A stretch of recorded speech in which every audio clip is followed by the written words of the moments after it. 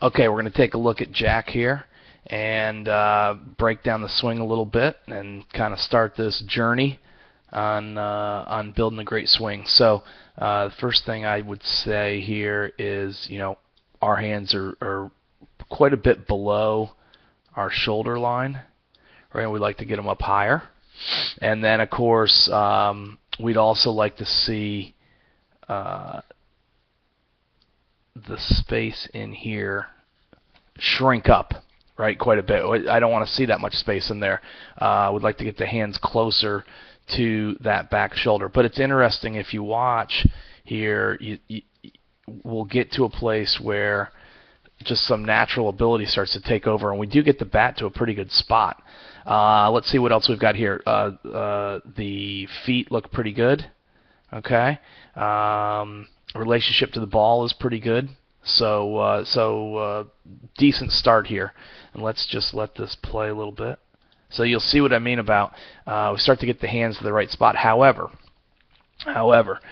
from the angle that this video is being shot, we really probably should not see his jersey number, right? That just means that really we've loaded more by turning our back than we have by shifting our hands back or shifting our. You'll see a lot of guys nowadays shift their hands back and up to load, and this load requires, because the hands were in a bad spot to begin with, this load requires that we turn our back, and that's gonna make it tough to hit if we've really got our back to the pitcher.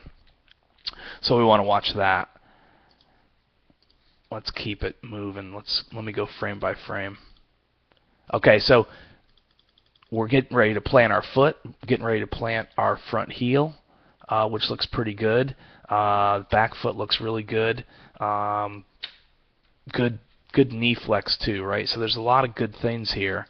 But what you'll find is it's tough to hit with hands that start in the wrong spot.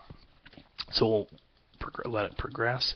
We've got really good hip turn, right? So you can see our hips turning, our back knees starting to come into it, our back foot's turning. Looks like we've got our head on the ball pretty well. I will say this though, we're struggling with this front arm. We should not be straight armed already here, right? There should still be some flex in the arm, and the turn, right? The turn should be coming more from the body than using that arm to straight arm the bat to the baseball. So that's just too early right there. Ultimately, we're going to get there, but that's just a little bit early. Let's keep it moving. And so we're right about impact right here. And you can see the beginnings of a power L. It's not quite there yet, but you can see that there's potential there for that to happen. What I'd like to focus on some of the positive. The bottom half is pretty good, right? We're driving this knee down. We've turned this foot really nicely, right? I feel like we're fairly stiffened up here, which is nice. We just have to, with this athlete, we just want to work a lot more in our hands and our setup. So it's almost like the instruction here would be from the waist up, and starting with our hands in a good place, understanding that both arms should have a lot of flex in them. When I say flex, let's talk about both arms have angle at the elbows, okay?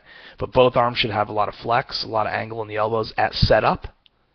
And then one of the other things we noticed when we went into the batting cage with Jack was we were struggling with some bat angle in terms of being 45 degrees, shooting that laser out to the other batter's box.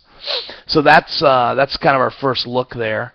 I think the upside here is there's good strength. You've got good body size here, and it's just going to take some time, but we'll get there.